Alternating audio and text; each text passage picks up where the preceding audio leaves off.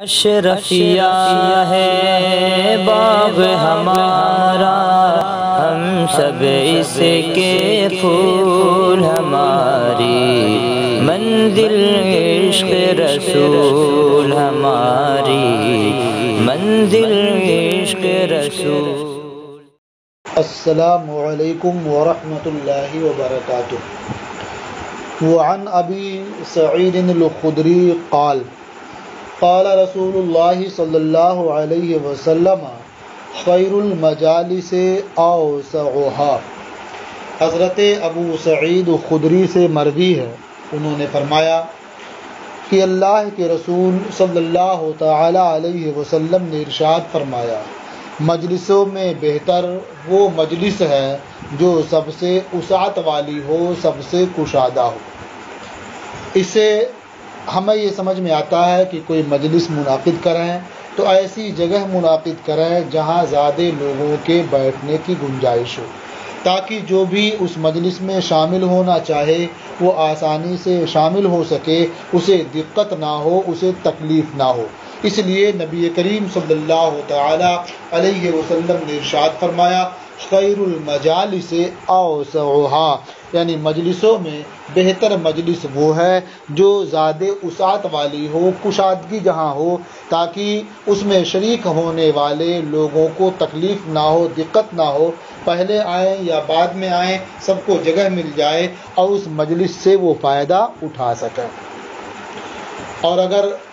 تنگی ہے تو اس کا بھی حل نبی کریم صلی اللہ تعالی علیہ وسلم نے بیان فرما دیا ہے کہ جو بعد میں آئیں وہ مجلس کے آخر میں جہاں جگہ ملے بیٹھ جائیں، اور جو پہلے سے موجود ہیں ان کی ذمہ داری یہ ہے کہ وہ تھوڑا سمٹ کر کے بیٹھیں، سکڑ کر کے بیٹھیں اور جگہ بناتے رہیں۔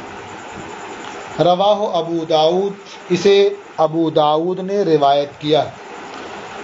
وعن جابر بن سمرہ قال جاء رسول اللہ صلی اللہ علیہ وسلم واصحابہ جلوس۔ حضرت جابر ابن سمرہ سے مروی، انہوں نے فرمایا، اللہ کے رسول صلی اللہ تعالی علیہ وسلم تشریف لائے اس حال میں کہ حضور کے اصحاب بیٹھے ہوئے تھے۔ فقال مالی اراکم عزینا، عزین یہ عزتن کی جمع ہے، عزین کا معنی ہے متفرقین۔ تو نبی کریم صلی اللہ تعالی علیہ وسلم نے ارشاد فرمایا، کیا بات ہے، میں تمہیں متفرق جماعتوں میں، متفرق حلقوں میں بیٹھا ہوا دیکھ رہا ہوں۔ یعنی وہ حضرات الگ الگ حلقوں میں بیٹھے ہوئے تھے، تو نبی کریم صلی اللہ تعالی علیہ وسلم نے گویا اسے ناپسند کیا اور فرمایا، کیا بات ہے، میں تمہیں متفرق حلقوں میں بیٹھا ہوا دیکھ رہا ہوں۔ اس کی حکمت یہ بھی ہو سکتی ہے کہ الگ الگ بیٹھنے کی وجہ سے لوگوں کے درمیان جو اتحاد اور اتفاق ہے وہ ختم ہو جاتا ہے، اور مل کر کے بیٹھنے سے، ایک ساتھ بیٹھنے سے لوگوں کے درمیان جو اختلاف اور انتشار ہوتا ہے وہ دور ہو جاتا ہے اور اتفاق و اتحاد پیدا ہو جاتا ہے۔ اس لیے ہمیں اور آپ کو چاہیے کہ جہاں تک گنجائش ہو ایک ساتھ اٹھیں بیٹھیں، ایک ساتھ رہیں، تاکہ یہ ظاہری اتحاد، یہ ظاہری اتفاق حقیقی طور پر اتحاد و اتفاق کا سبب ہو جاتا ہے۔ رواہ ابو داؤد، اسے بھی ابو داؤد نے روایت کیا۔ وعن ابی ہریرہ ان رسول اللہ صلی اللہ علیہ وسلم قال، اور حضرت ابو ہریرہ سے مروی ہے کہ اللہ کے رسول صلی اللہ تعالی علیہ وسلم نے فرمایا، اذا کان احدکم فی الفیء فقلص عنہ الظل فصار بعضه فی الشمس وبعضه فی الظل فلیقم۔ اللہ کے رسول صلی اللہ تعالی علیہ وسلم نے ارشاد فرمایا، جب تم میں سے کوئی شخص سائے میں بیٹھا ہو، یعنی درخت یا دیوار یا کسی چیز کے سائے میں بیٹھا ہو، فَقَلَسَ عَنْهُ الظِّلُّ، تو سایہ اس سے سمٹ آئے، یعنی سایہ کچھ دور ہو جائے، فَصَارَ بَعْضُهُ فِي الشَّمْسِ، تو اس کا کچھ حصہ دھوپ میں ہو اور کچھ حصہ سائے میں ہو۔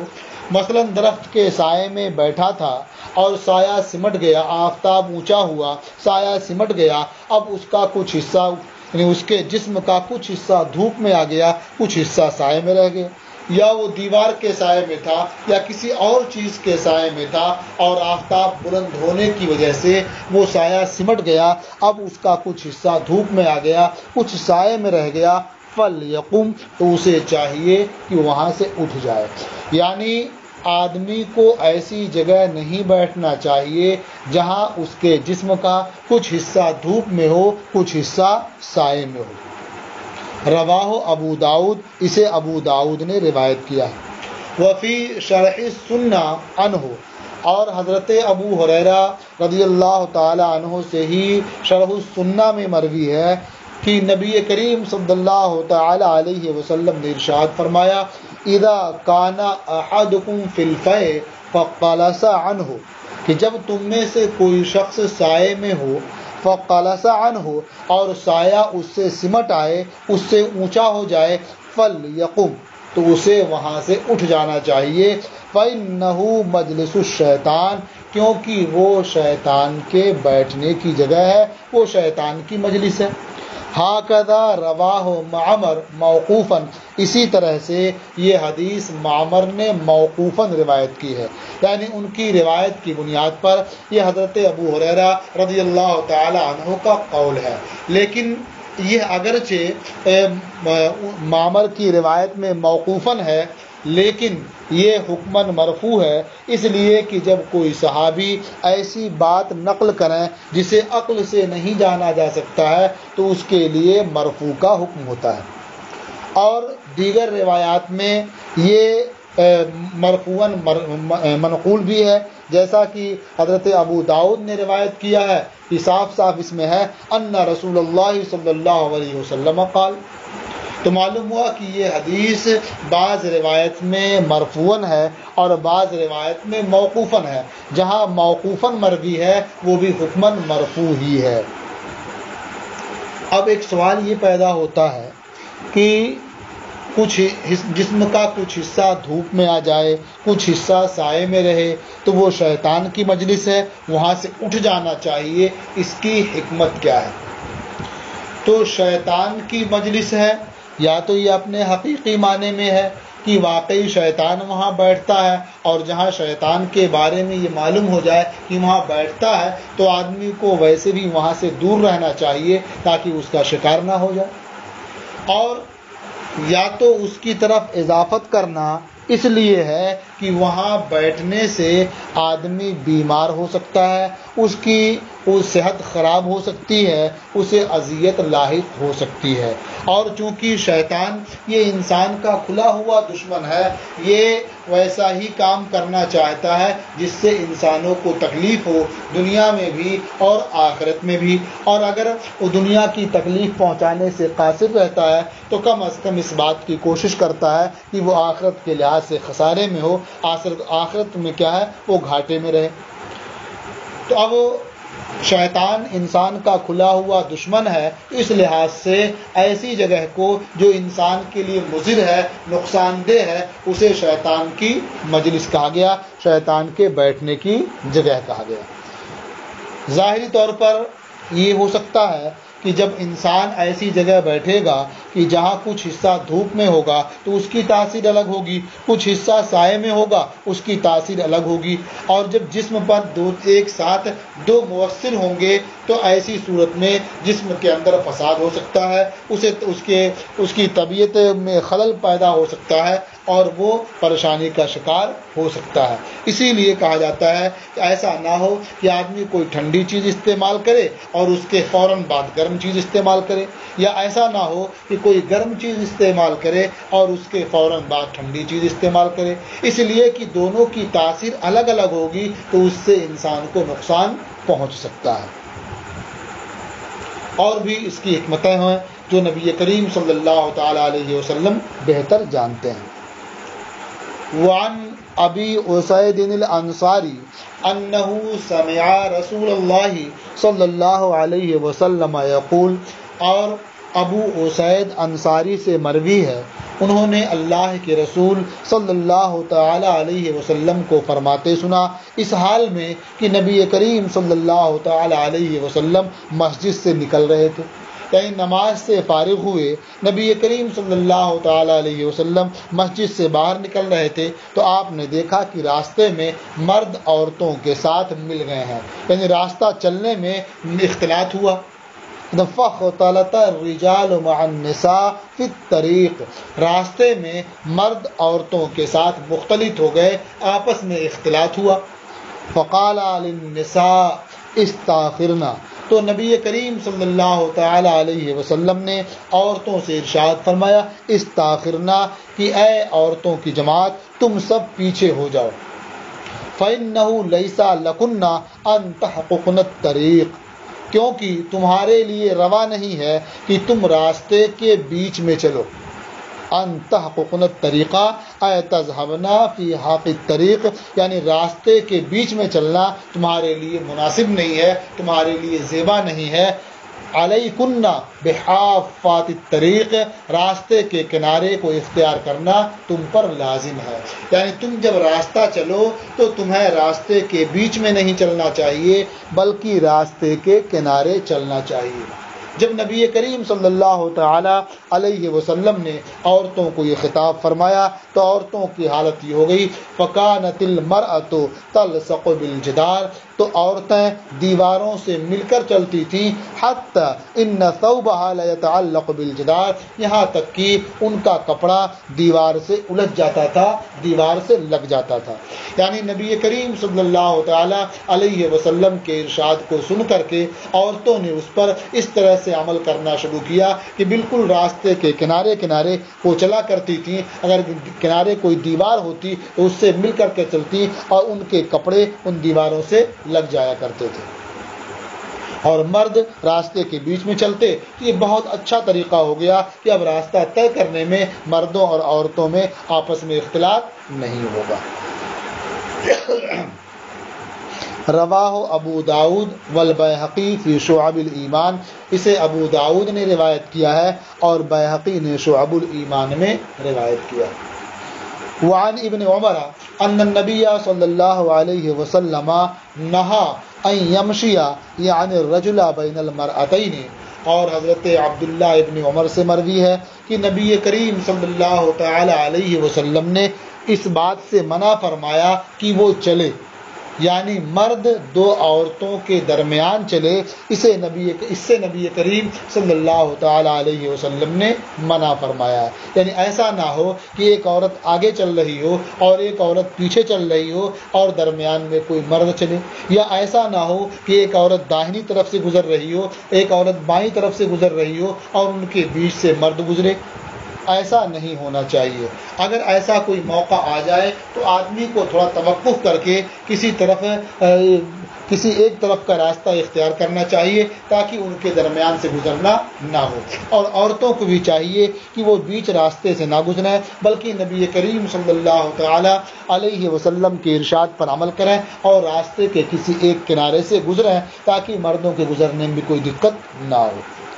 تو نبی کریم صلی اللہ تعالی علیہ وسلم نے مرد کو دو عورتوں کے درمیان گزرنے سے منع فرمایا۔ رواہ ابو داؤد، اسے ابو داؤد نے روایت کیا۔ وعن جابر ابن سمورہ قال، اور حضرت جابر ابن سمورہ سے مروی انہوں نے فرمایا کنا اذا اتینا النبی صلی اللہ علیہ وسلم جلس احدنا حیث ینتہی، حضرت جابر ابن سمرہ سے مروی انہوں نے فرمایا کہ ہمارا طریقہ یہ تھا کہ جب ہم نبی کریم صلی اللہ تعالی علیہ وسلم کی بارگاہ میں حاضر ہوتے تو ہم میں سے کوئی آدمی بیٹھ جاتا جہاں مجلس ختم ہوتی، یعنی ہم میں سے کوئی آدمی، کیا ہر آدمی کا طریقہ یہ تھا کہ وہیں بیٹھ جاتا جہاں مجلس ختم ہوتی، یعنی جب وہ مجلس کے پاس پہنچتا تو جہاں تک لوگ بیٹھ چکے ہوتے اس کے بعد وہ شخص بیٹھ جاتا، یعنی ایسا نہیں ہوتا کہ کسی کو اٹھا کر کے وہ آگے جائے یا کسی کو فلان کر کے وہ آگے جائے، بلکہ لوگ آتے جاتے اور اسی طریقے سے ترتیب سے بیٹھتے جاتے۔ تو ہم میں سے کوئی آدمی وہیں بیٹھ جاتا جہاں مجلس ختم ہوتی، یعنی مجلس کے آخر میں وہ بیٹھ جاتا۔ رواہ ابو داؤد، اسے ابو داؤد نے روایت کیا۔ وذکر حدیث عبداللہ ابن عمر فی باب القیام، اور عبداللہ ابن عمر کی حدیث باب القیام میں، عبداللہ ابن عمر کی دونوں حدیثیں باب القیام میں ذکر کی گئیں۔ وسنذكر حديث علي وابي هريرة في باب اسماء النبي صلی اللہ علیہ وسلم وصفاته ان شاء اللہ تعالی. اور حضرت علی اور حضرت ابو ہریرہ رضی اللہ تعالی عنہما کی دونوں حدیثیں ہم باب اسماء النبی صلی اللہ علیہ وسلم و صفاتہ میں انشاءاللہ تعالی ذکر کریں گے. تو گویا یہاں سے اس جگہ سے 4 حدیثیں دوسری جگہ منتقل کر دی گئی ہیں. 2 حدیثیں حضرت عبداللہ ابن عمر سے مروی تھی جو باب القیام میں ذکر کی گئی ہیں، اور ایک حدیث حضرت علی سے مروی تھی، اور ایک حدیث حضرت ابو ہریرہ سے مروی تھی. یہ دونوں حدیثیں یہ باب اسماء النبی صلی اللہ علیہ وسلم و صفاتہ میں انشاءاللہ ذکر کی جائیں گی. الفصل الثالث، یہ تیسری فصل ہے، یعنی باب الجلوس والنوم والمشی کی یہ تیسری فصل ہے. عن عمرو بن شرید عن ابیہ قال، عمرو بن شرید سے مروی ہے، وہ اپنے والد سے روایت کرتے ہیں، انہوں نے فرمایا مرہ بی رسول اللہ صلی اللہ علیہ وسلم وانا جالس ہکذا، میرے پاس سے اللہ کے رسول صلی اللہ تعالی علیہ وسلم کا گزر ہوا اور میں اس طرح بیٹھا ہوا تھا. کس طرح بیٹھا ہوا تھا؟ فرماتے ہیں وقد وضعت یدی الیسری خلف ظہری، اور میں نے اپنے بائیں ہاتھ کو اپنی پیٹھ کے پیچھے رکھ لیا تھا. واتکأت علی الیت یدی، اور میں نے اپنے داہنے ہاتھ کی انگوٹھے کے نیچے کے گوشت پر ٹیک لگائے ہوئے تھا. یہ علیہ یہ حمزہ کے فتحے کے ساتھ ہے، اس گوشت کو کہتے ہیں جو انگوٹھے کی جڑ میں ہوتا ہے، نیچے ہوتا ہے. تو فرماتے ہیں کہ میں نے اپنے بائیں ہاتھ کو اپنی پیٹھ کے پیچھے کر لیا تھا اور اپنے داہنے ہاتھ کے انگوٹھے کی جڑ میں جو گوشت ہوتا ہے اس پر ٹیک لگائے ہوئے تھا. فقال، تو نبی کریم صلی اللہ تعالی علیہ وسلم نے ارشاد فرمایا اتقعد قعدۃ المغضوب علیہم، کیا تم ان کے بیٹھنے کی طرح سے بیٹھ رہے ہو جن پر اللہ تعالیٰ کا غضب ہوا؟ معلوم ہوا کہ یہ طریقہ بیٹھنے کا اللہ تعالیٰ کو ناپسند ہے اور ان پر اللہ تعالیٰ کا غضب ہوا جو اس طرح سے بیٹھتے ہیں. اس طرح سے بیٹھنا یہ متکبرین کا طریقہ ہے، اس طرح سے بیٹھنا یہ اللہ تعالیٰ کے مبغوض لوگوں کا طریقہ ہے، اس لیے اس طرح سے کبھی نہیں بیٹھنا چاہیے. اسے ابو داؤد نے روایت کیا ہے. وعن ابی ذر قال، اور حضرت ابو ذر سے مروی ہے، انہوں نے فرمایا مرہ بالنبی صلی اللہ علیہ وسلم وانا مضطجع علی بطنی، میرے پاس سے نبی کریم صلی اللہ تعالی علیہ وسلم کا گزر ہوا اور میں اپنے پیٹ کے بل لیٹا ہوا تھا.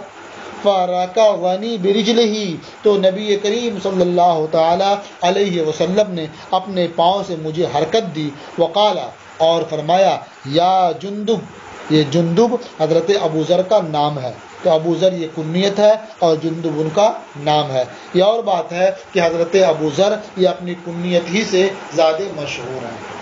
تو سرکار نے ارشاد فرمایا یا جندب انما ہی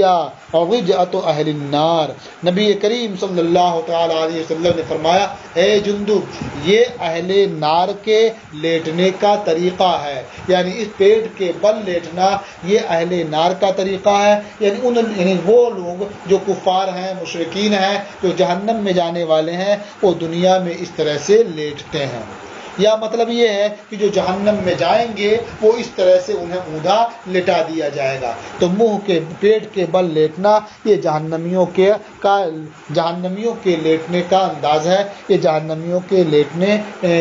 کا طرز ہے، اس لیے اس طرح سے نہیں لیٹنا چاہیے. رواہ ابن ماجہ، اسے ابن ماجہ نے روایت کیا. تو یہ آپ کا ایک باب یعنی باب الجلوس والنوم والمشی یہ اختتام پذیر ہوا. اب اس کے بعد آپ باب العطاس والتثاؤب پڑھیں گے. باب العطاس والتثاؤب، عطاس کا معنی چھینک اور تثاؤب کا معنی جمائی لینا. یہ چھینک اللہ تبارک و تعالیٰ کی نعمت ہے، یہ اللہ کو محبوب اور پسندیدہ ہے، اور تصاؤب یہ اللہ تعالیٰ کو ناپسند ہے۔ اس لیے آدمی کو چھینک آئے تو اطمینان سے چھینکے اور اس کے بعد اللہ تعالیٰ کی حمد بجا لائے، اور جمائی آئے تو جہاں تک ہو سکے آدمی اسے واپس کرنے، اسے رد کرنے، لوٹانے کی کوشش کرے۔ اس کے مختلف طریقے ہیں اور مختلف اسباب ہیں جن کی بنیاد پر جمائی کو آپ روک سکتے ہیں۔ اس کا ایک سب سے آسان طریقہ یہ ہے کہ آدمی کو جب جمائی آئے تو دل میں یہ تصور بسائے، یہ خیال کرے کہ انبیاء کرام رضوان اللہ تعالی علیہم اجمعین اس سے محفوظ ہیں، انہیں جمائی نہیں آتی ہے۔ انشاءاللہ یہ دل میں خیال بسا لیں گے، یہ دل میں جما لیں گے تو اس وقت جمائی سے محفوظ رہیں گے۔ اب آگے جہاں اس کا ذکر آئے گا تو وہاں اس کے تعلق سے بتا دیا جائے گا کہ اس کے اسباب کیا ہوتے ہیں، یہ جمائی ناپسندیدہ کیوں ہے اور چھینک پسندیدہ کیوں ہے۔ تو یہ باب ہے چھینکنے اور جمائی لینے کا۔ الفصل الاول عن ابی ہریرہ عن النبی صلی اللہ علیہ وسلم قال، حضرت ابو ہریرہ سے مروی ہے، وہ نبی کریم صلی اللہ تعالی علیہ وسلم سے روایت کرتے ہیں، حضور نے ارشاد فرمایا، ان اللہ یحب العطاس ویکرہ التثاؤب، بے شک اللہ رب العزت چھینک کو پسند فرماتا ہے اور جمائی کو ناپسند فرماتا ہے۔ فَإِذَا عَطَسَ أَحَدُكُمْ وَحَمِدَ اللَّهَ، تو جب تم میں سے کوئی چھینکے اور اللہ کی حمد بجا لائے، کانا حقا علی کل مسلم سمعہ ان یقول لہ یرحمک اللہ، تو ہر اس مسلمان پر حق ہے جس نے اس چھینکنے اور اس کے بعد حمد بجا لانے کو سنا کہ وہ اسے کہے یرحمک اللہ، اللہ تم پر رحم فرمائے۔ فَأَمَّا التَّثَاؤُبُ، اور رہا جمائی لینا، فَإِنَّمَا هُوَ مِنَ الشَّيْطَانِ، تو وہ شیطان کی طرف سے ہے۔ فَإِذَا تَثَاءَبَ أَحَدُكُمْ، تو جب تم میں سے کسی کو جمائی آئے، فَلْيَرُدَّهُ مَا اسْتَطَاعَ، تو جہاں تک اس سے ہو سکے اسے لوٹائے، اسے واپس کرے، اسے روکے۔ فَإِنَّ أَحَدَكُمْ إِذَا تَثَاءَبَ ضَحِكَ مِنْهُ الشَّيْطَانُ، کیونکہ تم میں سے جب کسی کو جمائی آتی ہے اور اس کا منہ پھیل جاتا ہے تو اس کی وجہ سے شیطان ہنستا ہے۔ رواہ البخاری، اسے امام بخاری نے روایت کیا ہے۔ وفی روایت لمسلم، اور امام مسلم کی روایت میں ہے، فإن أحدكم إذا قال ہا ضحك الشیطان منہ، کیونکہ جب تم میں سے کوئی ہا کہتا ہے تو شیطان اس سے ہنستا ہے۔ یعنی جب آدمی کا منہ کھلتا ہے، ہا کرتا ہے تو ایک آواز نکلتی ہے ہا کی، تو شیطان اس سے ہنستا ہے، خوش ہوتا ہے۔ یہ چھینک جو آتی ہے یہ اللہ تعالیٰ کو پسند ہے، اس لیے کہ چھینک آنے کی وجہ سے آدمی کے اندر نشاط اور تازگی پیدا ہوتی ہے اور دماغ کا بوجھ ہلکا ہو جاتا ہے، اور انسان کی جو قوت دراکہ ہے وہ صاف ستھری اور نئے سرے سے کام کرنے کی قابل ہو جاتی ہے، اور اس سے بندہ اگر عبادت کر رہا ہو تو عبادت میں اس کا دل لگتا ہے اور رب کی بارگاہ میں اس کی حاضری میں توجہ ہوتی ہے اور یکسوئی حاصل ہوتی ہے۔ اس کے برخلاف جب آدمی کو جمائی آتی ہے تو اس کا پیٹ کیا بھاری ہوتا ہے، جب بہت زیادہ کھا لیتا ہے سستی پیدا ہوتی ہے اور عبادت میں دل نہیں لگتا ہے، پڑھنے لکھنے کا من نہیں چاہتا ہے، اونگ آنے لگتی ہے تو اس کا منہ کیا پھیلنے لگتا ہے، بے اختیار وہ جمائی لینے لگتا ہے۔ تو معلوم ہوا کہ جمائی یہ غفلت کی علامت ہے اور چھینک کی وجہ سے یہ نشاط پیدا ہوتا ہے۔ اس لیے چھینک یہ اللہ تعالیٰ کو پسند ہے، جمائی یہ ناپسند ہے۔ شیطان چاہتا ہے کہ بندہ سست ہو جائے، کاہل ہو جائے، عبادت نہ کر سکے، پڑھنے لکھنے میں اس کا دل نہ لگے، اس لیے وہ ان چیزوں کا سبب بنتا ہے، آدمی کو غافل کرتا رہتا ہے۔ اس لیے کہا گیا جب چھینک آئے تو اللہ تعالیٰ کی حمد بجا لائے، یعنی وہ الحمدللہ تعالیٰ، الحمدللہ رب العالمین یا الحمدللہ علی کل حال کہے۔ اور جو شخص یہ سنے کہ اسے چھینک آئی اور اس نے اللہ کی حمد کی ہے تو اس پر بھی یہ لازم ہو جاتا ہے کہ وہ کہے یا رحمک اللہ، اللہ تم پر رحم فرمائے۔ اب یہ ہے کہ تمام سننے والوں پر یہ جواب دینا فرض عین ہے یا فرض کفایہ ہے، اس سلسلے میں اختلاف ہے۔ بعض فقہا یہ فرماتے ہیں کہ یہ فرض عین ہے، جتنے لوگوں نے بھی سنا ان سب پر جواب دینا ضروری ہے، اور اکثر فقہا فرماتے ہیں کہ یہ فرض کفایہ ہے، جتنے لوگوں نے سنا ان پر جواب دینا ضروری ہے، لیکن اگر بعض لوگوں نے جواب دے دیا تو سب بری الذمہ ہو گئے۔ بالکل اسی طرح سے جیسے نماز جنازہ ہے کہ جن لوگوں کو بھی اس کی اطلاع ملی ان پر نماز جنازہ فرض ہے، لیکن بعض لوگوں نے پڑھ لیا تو سب کے ذمے سے وہ ساقط ہو گیا۔ وعنہ، اور حضرت ابو ہریرہ ہی سے مروی ہے، انہوں نے فرمایا قال رسول اللہ صلی اللہ تعالی علیہ وسلم اذا عطس احدکم فلیقل الحمدللہ، اللہ کے رسول صلی اللہ تعالی علیہ وسلم نے ارشاد فرمایا جب تم میں سے کسی کو چھینک آئے تو اسے الحمدللہ کہنا چاہیے، وَلْيَقُلْ لَهُ أَخُوهُ أَوْ صَاحِبُهُ، اور اس کا بھائی یا اس کا دوست۔ یہ راوی کو شک ہے کہ نبی کریم صلی اللہ تعالی علیہ وسلم نے کون سا کلمہ ارشاد فرمایا تھا۔ حاصل دونوں کا ایک ہے، یعنی اس کا بھائی ہو یا ساتھی ہو، جو بھی وہاں موجود ہو، جو بھی سنے وہ کہے یا رحمک اللہ، یعنی اس کے بھائی یا اس کے دوست کو یا رحمک اللہ کہنا چاہیے۔ فَإِذَا قَالَ لَهُ یا رحمک اللہ، تو جب اس کا دوست یا بھائی یا رحمک اللہ کہے، فَلْيَقُلْ يَهْدِيكُمُ اللَّهُ وَيُصْلِحُ بَالَكُمْ، یعنی جس نے چھینکا ہے وہ اب کہے کہ اللہ تعالیٰ تمہیں ہدایت دے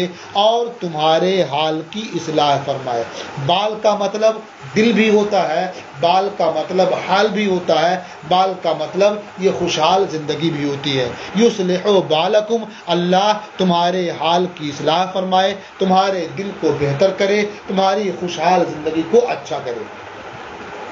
تو گویا چھینکنے والا پہلے اللہ کی حمد بجا لائے کہ اللہ تعالیٰ نے اس کے ذریعہ اس کے دماغ کو تازہ کر دیا اور اس کے دماغ کے بوجھ کو ہلکا کر دیا، قوت دراکہ کو قوت بخشی اور اسے اپنی بارگاہ میں حاضر ہونے کی طرف راغب فرمایا، اس کی توجہ ادھر ہوئی، تو اس پر وہ اللہ تعالیٰ کی حمد بجا لائے، اور جس نے سنا وہ کہے یا رحمک اللہ، اللہ تم پر رحم فرمائے۔ پھر یہ شخص اس دعا کرنے والوں کے لیے کہے یہدیکم اللہ ویصلح بالکم۔ اسے امام بخاری نے روایت کیا۔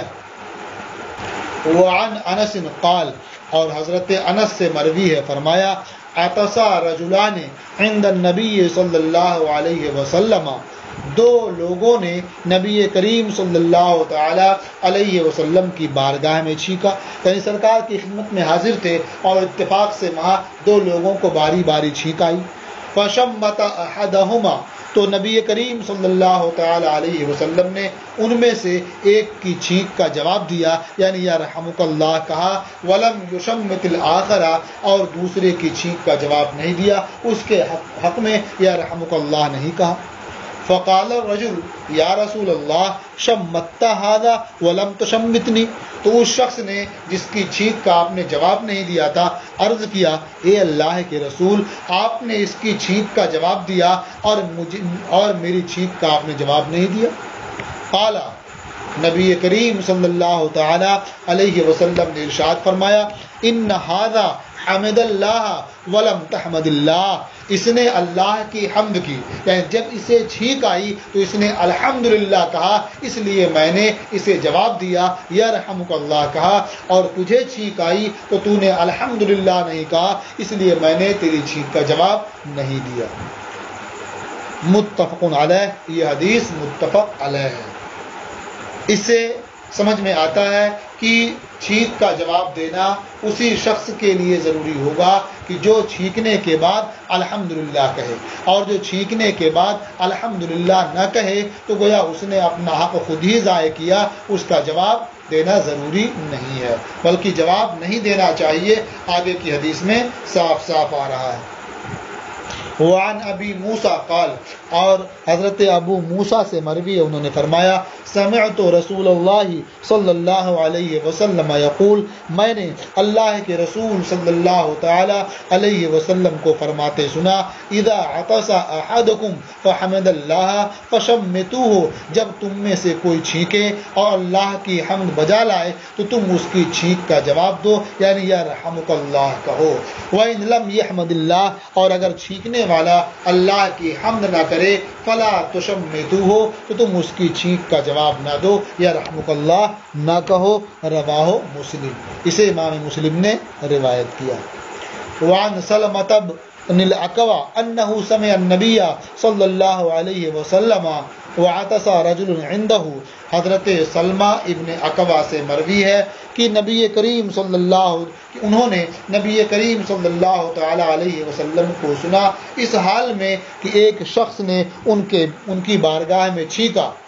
تو کیا سنا انہوں نے کہ نبی کریم صلی اللہ تعالی علیہ وسلم نے اس شخص سے فرمایا یا رحمک اللہ، اللہ تجھ پر رحم فرمائے۔ یعنی ایک شخص نے نبی کریم صلی اللہ تعالی علیہ وسلم کی بارگاہ میں چھینکا تو نبی کریم صلی اللہ تعالی علیہ وسلم نے اس سے فرمایا یا رحمک اللہ، اللہ تجھ پر رحم فرمائے۔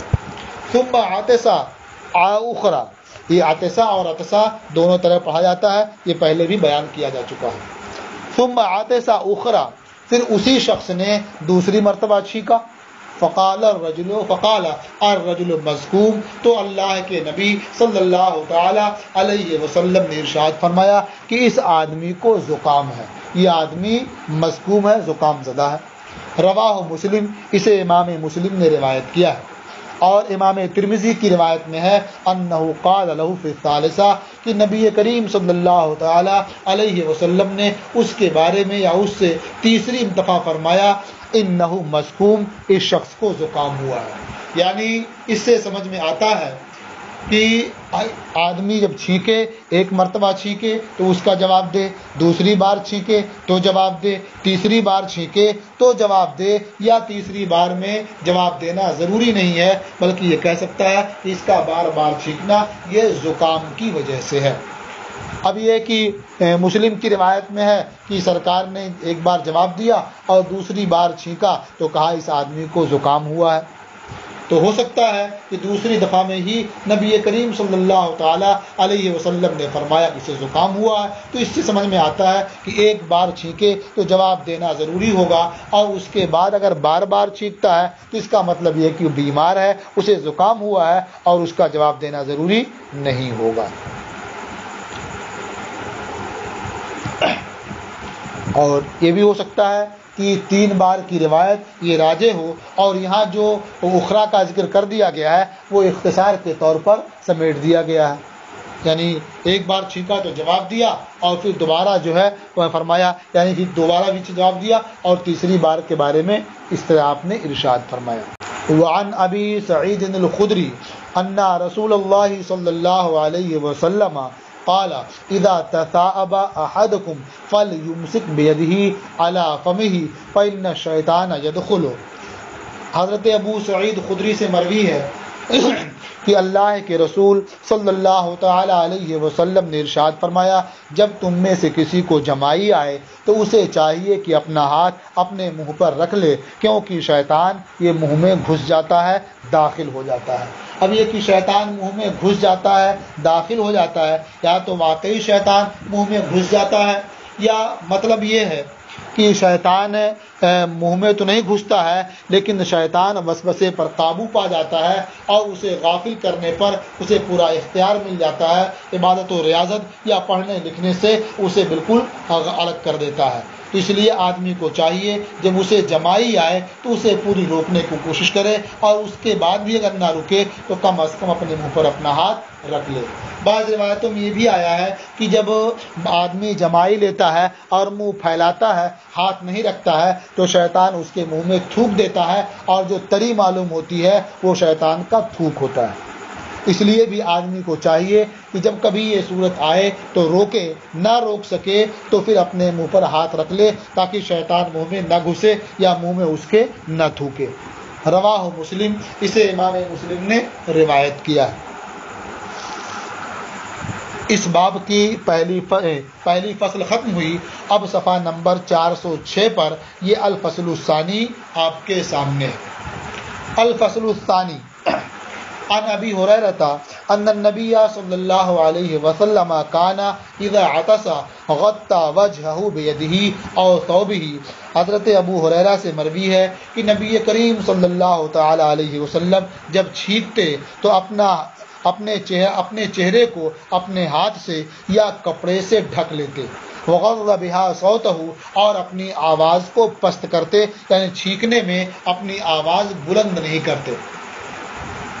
تو یہ ایک ادب ہے. ہر آدمی کو چاہیے کہ جب اسے چھینک آئے تو اپنے چہرے کو ڈھک لے ہاتھ سے یا رومال سے، اس لیے کہ چھینکنے میں اس بات سے آدمی مطمئن نہیں ہے کہ اس کے اندر سے کوئی ایسی چیز باہر نکلے جو آدمی کے سامنے آ جائے اور وہ ناپسندیدہ ہو. مثلا کچھ بلغم ہو یا کچھ تھوک ہو یا اس طرح کی کوئی اور چیز دماغ سے اترے اور باہر آ جائے اور کسی کے اوپر پڑ جائے یا خود ہی سامنے گرے اور دیکھ کر کے ناپسندیدگی ہو. اس لیے آپ اپنے چہرے پر ہاتھ یا رومال رکھ لیں گے. ایسی کوئی چیز آئے گی تو آپ کے ہاتھ یا رومال تک وہ محدود رہے گی. رواہ الترمذی و ابو داؤد، اسے امام ترمذی نے روایت کیا اور ابو داؤد نے روایت کیا. وقال الترمذی ھذا حدیث حسن صحیح، اور امام ترمذی نے فرمایا کہ یہ حدیث حسن صحیح ہے. وعن ابی ایوب ان رسول اللہ صلی اللہ علیہ وسلم قال، اور حضرت ابو ایوب سے مروی ہے کہ اللہ کے رسول صلی اللہ تعالی علیہ وسلم نے ارشاد فرمایا، اذا عطس احدکم فلیقل الحمد للہ علی کل حال. جب تم میں سے کوئی چھینکے تو وہ کہے تو اسے الحمد للہ علی کل حال کہنا چاہیے. وَلْيَقُلْ الَّذِي يَرُدُّ عَلَيْهِ، اور وہ شخص جو اس کا جواب دے رہا ہے اسے یرحمک اللہ کہنا چاہیے. وَلْيَقُلْ هُوَ يَهْدِيكُمُ اللَّهُ وَيُصْلِحُ بَالَكُمْ، اور چھینکنے والے شخص کو کہنا چاہیے يَهْدِيكُمُ اللَّهُ، اللہ تمہیں ہدایت دے، وَيُصْلِحُ بَالَكُمْ، اور تمہارے حال کو، تمہارے دل کو اور تمہاری خوشحال زندگی کو اچھا بنائے. رواہ الترمذی والدارمی، اسے ترمذی اور دارمی نے روایت کیا ہے. اس تعلق سے تفصیل پیچھے حدیث میں گزر چکی ہے. وعن ابی موسیٰ قال، اور حضرت ابو موسیٰ سے مروی انہوں نے فرمایا، کان الیہود یتعاطسون عند النبی صلی اللہ علیہ وسلم یرجون ان یقول لهم یرحمکم اللہ. حضرت ابو موسیٰ سے مروی انہوں نے فرمایا کہ یہود نبی کریم صلی اللہ تعالی علیہ وسلم کی بارگاہ میں جان بوجھ کر کے چھینکنا چاہتے تھے، اس امید پر کہ نبی کریم صلی اللہ تعالی علیہ وسلم ان کے لیے یرحمکم اللہ فرمائیں گے. یعنی نبی کریم صلی اللہ تعالی علیہ وسلم کے دہنے مبارک سے یہ دعا سننے کے لیے وہ بتکلف نبی کریم صلی اللہ تعالی علیہ وسلم کی بارگاہ میں چھینکنا چاہتے تھے. تو جب اس طرح سے کبھی وہ چھینکتے فیقول، تو نبی کریم صلی اللہ تعالی علیہ وسلم فرماتے، یہدیکم اللہ ویصلح بالکم، اللہ تعالی تمہیں ہدایت دے اور تمہارے دل کو ایمان لانے کے قابل بنائے، تمہارے حال کو اچھا کرے ایمان کے ذریعہ. تو اس طرح سے نبی کریم صلی اللہ تعالیٰ علیہ وسلم انہیں دعا دیا کرتے تھے. اس سے ہمیں سمجھ میں آیا کہ جو مسلمان نہ بھی ہوں وہ اگر چھینکیں تو ان کے حق میں اگر آپ دعا دینا چاہیں تو اس طرح کی دعا دے سکتے ہیں کہ اللہ تعالیٰ انہیں ہدایت دے اور ان کے دل کو اسلام کے لیے، ایمان کے لیے بہتر بنا دے. اسے امام ترمذی اور ابو داؤد نے روایت کیا. لیکن یاد رہے کہ جب مسلمانوں میں جو چھینکے اور اللہ کی حمد نہ بجا لائے تو اس کا جواب دینا ذمے میں لازم نہیں ہوتا ہے، تو جو ان کے علاوہ چھینکیں تو ان کا جواب دینا آپ کے ذمے کیوں کر واجب ہوگا. لیکن اگر آپ دینا ہی چاہتے ہیں تو اس طرح سے آپ جواب دے سکتے ہیں جو نبی کریم صلی اللہ تعالی علیہ وسلم نے یہود کو دیا. وعن ہلال ابن یساف قال، اور ہلال ابن یساف سے مروی ہے انہوں نے فرمایا، کنا مع سالم ابن عبید، ہم سالم ابن عبید کے ساتھ تھے. فعطسا رجل من القوم، تو ایک شخص نے چھینکا، فقالا، تو کہا، السلام علیکم. یعنی چھینکنے کے بعد جو اس نے دعا کی وہ کیا کہا، السلام علیکم، تم سب پر سلامتی ہو. فقال له سالم، تو اس کے جواب میں سالم ابن عبید نے کہا وعلیک وعلی امک، اور تم پر بھی اور تمہاری ماں پر بھی، یعنی تم پر بھی سلامتی ہو اور تمہاری ماں پر بھی سلامتی ہو۔ فَكَأَنَّ الرَّجُلَ وَجَدَ فِي نَفْسِهِ، تو گویا اس چھینکنے والے شخص نے اپنے دل میں کچھ پایا، یعنی ان کی اس بات کو ناپسند کیا یا کچھ خجالت یا غم محسوس کیا، شرمندگی محسوس کی کہ اس نے کیسی دعا کر دی، انہوں نے اس طرح کی دعا کی جواب میں۔ فقالا، تو سالم ابن عبید نے فرمایا ہما انی لم اقل الا ما قال النبی صلی اللہ علیہ وسلم، سنو بے شک میں نے نہیں کہا مگر وہی جو نبی کریم صلی اللہ تعالی علیہ وسلم نے ارشاد فرمایا، اذ عطس رجل عند النبی صلی اللہ علیہ وسلم، جب ایک شخص نے نبی کریم صلی اللہ تعالی علیہ وسلم کی بارگاہ میں چھینکا تو اس نے کہا السلام علیکم، فقال النبی صلی اللہ علیہ وسلم علیک وعلی امک، تو نبی کریم صلی اللہ تعالی علیہ وسلم نے جواب میں فرمایا علیک وعلی امک، وہی بات میں نے یہاں کہی ہے۔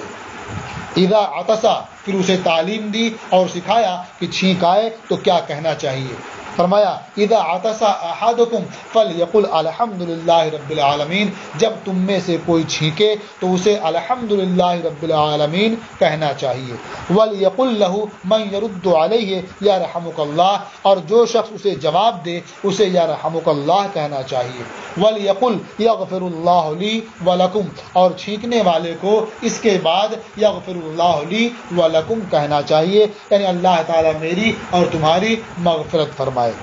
رواہ الترمذی و ابو داؤد، اسے امام ترمذی اور ابو داؤد نے روایت کیا ہے۔ وعن عبید بن رفاعۃ عن النبی صلی اللہ علیہ وسلم قال، اور عبید ابن رفاعہ سے مروی ہے، وہ نبی کریم صلی اللہ تعالی علیہ وسلم سے روایت کرتے ہیں، حضور نے ارشاد فرمایا شمت العاطس ثلاثہ، چھینکنے والے کو 3 بار جواب دو، یعنی 3 بار تک وہ چھینکے تو جواب دینا حق ہے، جواب دو۔ فما زادہ فإن شئت فشمت، ہو تو 3 بار سے زیادہ اگر چھینکتا ہے اور حمد بجا لاتا ہے تو اگر تم چاہو تو اس کی چھینک کا جواب دو، وإن شئت فلا، اور اگر چاہو تو جواب نہ دو۔ اسے ابو داؤد اور ترمذی نے روایت کیا اور فرمایا کہ یہ حدیث غریب ہے۔ اس سے اس حدیث کا بھی جواب ہو جاتا ہے جو حدیث اوپر آپ نے پڑھی تھی، جس میں مسلم کی روایت میں تھا کہ ثم عطس اخرى فقال الرجل مسکوم، اور ترمذی کی روایت میں تھا کہ تیسری بار میں حضور نے فرمایا انہ مسکوم، یعنی اس سے سمجھ میں آتا ہے کہ 3 بار تک جواب دینا یہ اس کا حق ہے، اور 3 بار سے بھی زیادہ اگر وہ چھینکتا ہے تب آدمی کو اختیار ہے کہ چاہے تو جواب دے اور چاہے جواب نہ دے۔ اور اس سے یہ بھی ظاہر ہوا کہ مسلم کی روایت میں جو ایک بار کے بعد ہی ہے ثم عطس اخرى فقال الرجل مسکوم، یہ اختصار کے طور پر ہے۔ وعن ابی ہریرہ قال، اور حضرت ابو ہریرہ سے مروی ہے، فرمایا شمت اخاک ثلاثا فإن زاد فهو زکام، یعنی اپنے بھائی کو 3 بار، اپنے بھائی کی چھینک کا 3 بار جواب دو، تو اگر وہ زیادہ چھینکے تو سمجھ لو کہ وہ زکام ہے، وہ بیمار ہے، اس کی وجہ سے بار بار چھینک آ رہی ہے۔ رواہ ابو داؤد، اسے ابو داؤد نے روایت کیا اور فرمایا لا اعلمہ الا انہ رفع الحدیث الی النبی صلی اللہ علیہ وسلم، کہ میں حضرت ابو ہریرہ کے بارے میں نہیں جانتا مگر یہ کہ انہوں نے یہ حدیث نبی کریم صلی اللہ تعالی علیہ وسلم تک مرفوعاً روایت کی ہے۔ اس باب کی دوسری فصل بھی ختم ہو گئی، اب تیسری فصل میں صرف ایک حدیث ہے، وہ بھی پڑھ لیں تاکہ یہ باب مکمل ہو جائے۔ الفصل الثالث عن نافع ان رجلا عطس الى جنب ابن عمر وقال الحمد للہ والسلام علی رسول اللہ، حضرت نافع سے مروی ہے کہ ایک شخص نے حضرت عبداللہ ابن عمر کے پہلو میں چھینکا تو کہا الحمد للہ والسلام علی رسول اللہ، تمام تعریفیں اللہ کے لیے اور اللہ کے رسول پر سلامتی ہو۔ قال ابن عمر، حضرت عبداللہ ابن عمر نے فرمایا اور میں کہتا ہوں الحمدللہ والسلام علی رسول اللہ، یعنی دونوں کلمے تو بہتر ہیں، ان کا ذکر تو اچھا ہے لیکن ان کے ذکر کا یہ موقع نہیں ہے۔ فرمایا वलैसा हाकदा, यानी छींक के बाद हम्द करना चाहिए, इस तरह नहीं कहना चाहिए और जवाब भी इस तरह नहीं होना चाहिए। अल्लमना रसूलुल्लाह सल्लल्लाहु अलैहि वसल्लम अन नक़ूला अल्हम्दुलिल्लाह अला कुल्ली हाल, हमें अल्लाह के रसूल सल्लल्लाहु तआला अलैहि वसल्लम ने इस बात की तालीम दी है कि हम अल्हम्दुलिल्लाह अला कुल्ली हाल कहें, यानी जब छींक आए तो अल्हम्दुलिल्लाह अला कुल्ली हाल कहें। रवाहु तिरमिज़ी, इसे इमाम तिरमिज़ी ने रिवायत किया और फरमाया हाज़ा हदीसुन गरीब, ये हदीस गरीब है। इस हदीस से हमें ये समझ में आता है कि कलमा अगरचे बेहतर हो, लेकिन अगर बेमहल कहा जाता है तो वो नापसंदीदा है। कोई भी बात, कोई भी कलमा जब आदमी मौके और महल के मुनासिब कहता है तो वो अच्छा लगता है और उसकी कदर भी होती है। मिसाल के तौर पर किसी के यहाँ कोई बच्चा पैदा हुआ, उसने आपको खुशखबरी सुनाई कि मेरे यहाँ बेटा पैदा हुआ है, आपने उसके सामने कहा इन्ना लिल्लाहि व इन्ना इलैहि राजिऊन, तो आपने तो अच्छा कलमा कहा, कलमे में कोई खलल नहीं है, बाज़ मौके पर इसके कहने का हुक्म दिया गया है, लेकिन जिस मौके पर आपने ये कलमा कहा वो मुनासिब नहीं था, इसलिए आपको खुशखबरी देने वाला इस बात को पसंद नहीं करेगा बल्कि आपसे नाराज़ भी हो सकता है। या इसी तरह से किसी ने ये खबर दी कि मेरे बाप का या मेरे बेटे का या मेरे अजीज़ का इंतकाल हो गया, तो आपने कहा अल्हम्दुलिल्लाह रब्बिल आलमीन, या आपने कहा सुभान अल्लाह, माशा अल्लाह, तो आपने जो कलमा ज़बान से अदा किया वो कलमा तो फी नफ्सी बहुत अच्छा है, लेकिन आपने मौके के मुनासिब इस्तेमाल नहीं किया, इसलिए आपका ये इस्तेमाल बेहतर नहीं करार दिया जाएगा, अच्छा नहीं कहा जाएगा, बल्कि जिसके लिए आपने इस्तेमाल किया वो आपसे नाराज़ भी हो सकता है। इसलिए आदमी को चाहिए कि जो बात जिस मौके की हो उसी मौके पर वो बात कहे और करे।